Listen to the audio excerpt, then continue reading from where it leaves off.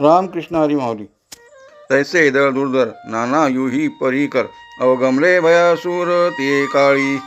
या ओव्यांचा थोडक्यात अर्थ असा होतो की जेव्हा दुर्योधनाने पांडवाच्या सैन्याकडे पाहिले तेव्हा त्याला जाणवले की पांडवाचे सैन्य केवळ संख्येनेच नव्हे तर त्यांच्या शिस्तबद्ध व्यूहरचनेमुळे अत्यंत शक्तिशाली दिसत होते.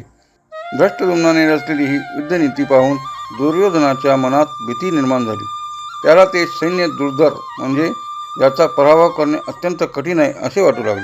ते देखिलिया दुर्योधने अवेरिले कवने माने जैसे न गणिजे पंचानने गजवटा ते. कुरुक्षेत्रावर जेव्हा पांडवाचे सैन्य उभे टाकले होते तेव्हाची स्थिती माऊलींनी यात अतिशय समर्पकपणे मांडलेली आहे. या ओळीचा अर्थ पुढील प्रमाणे आहे.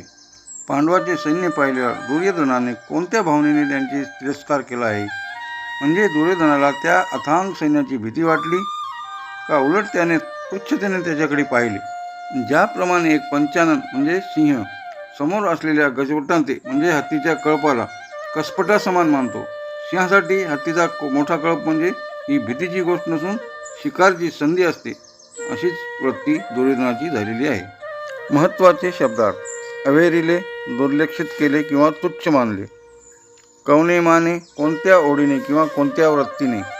पंचानन म्हणजे सिंह ज्याचा 5 मुखे आहेत असा तो सिंह किंवा ज्याचा चेहरा भव्य वाटतो तो सिंह.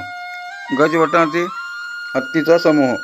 इथे दुर्योधनाचा अहंकार स्पष्टपणे दिसून येतो. पांडवाच्या बाजूला अनेक महारथी असूनही स्वतःच्या सामर्थ्यावर असलेल्या अवाजवी विश्वासामुळे त्याला ते सैन्य म्हणजे सिंहासमोर आलेल्या हत्तीच्या कळपासारखे वाटले.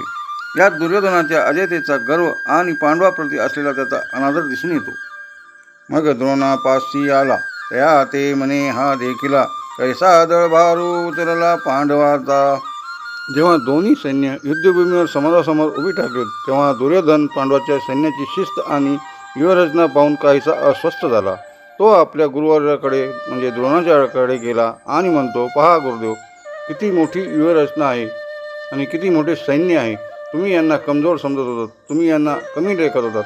पहा आता किती मोठे सैन्य जमा केले यांनी, असे तो आपल्या गुरुवर्याला म्हणत आहे. या ओळीतून दुर्योधनाचा मत्सर आणि भीती दिसून येते. यापुढील ओव्यांचा अर्थ आपण पुढील व्हिडिओमध्ये पाहणार आहोत.